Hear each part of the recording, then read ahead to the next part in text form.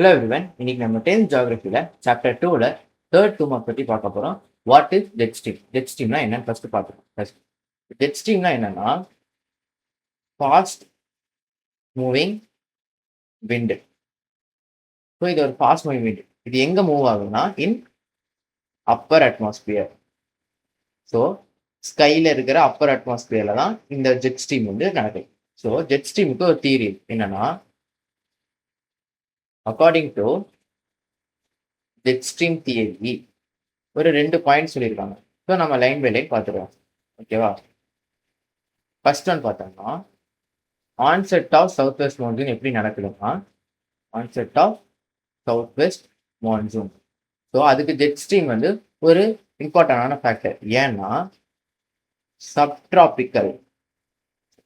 சப்ட்ராபிக்கல்ல west சைடில் westerly jet ஸ்ட்ரீம்னால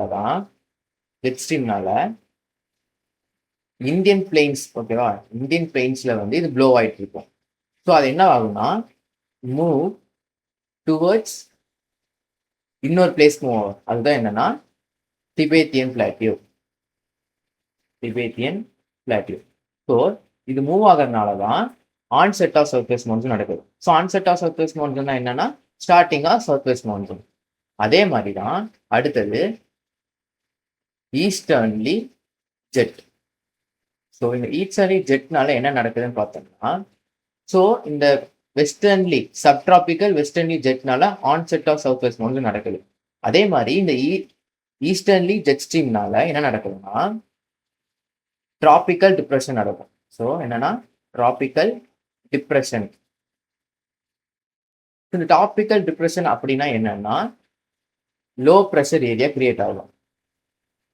low pressure area எப்போ இது கிரியேட் ஆகும்னு பார்த்தோம்னா டியூரிங்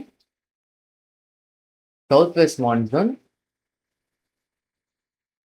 அடுத்தது ரீட்ரீட்டிங் மான்சூன். ஸோ இந்த ரீட்ரீட்டிங் மான்சூன்னா என்னன்னா நார்த் ஈஸ்ட் மான்சூன் தான். ஸோ வேற எதுவும் இல்லை.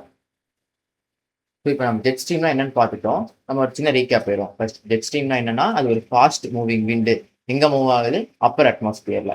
ஸோ ஜெட் ஸ்ட்ரீம்ல வந்து 2 தியரி சொல்றாங்க. என்னன்னா onset of south west monsoon எப்படி நடக்குதுன்னா, சப்ட்ராபிக்கல்ல வெஸ்ட் சைட்ல இருக்க ஜெட் ஸ்ட்ரீம் வந்து இந்தியன் பிளெயின்ஸ்ல இருந்து திபேத்தியனுக்கு மூவ் ஆகுது, திபேத்தியன் பிளாட்டிற்கு மூவ் ஆகிறதுனால தான் onset of south west monsoon வந்து நடக்குதுன்னு சொல்றாங்க.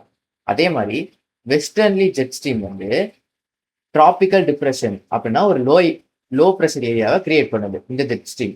ஸோ அது எப்போ கிரியேட் பண்ணுதுன்னா சவுத் வெஸ்ட் மான்சூனும் ரீட்ரீட்டிங் மான்சூன் அப்போ தான் இது கிரியேட் ஆகுது. ஸோ எல்லாத்துக்கும் புரிஞ்சுக்கணும்னு நினைக்கிறேன். தேங்க்யூ.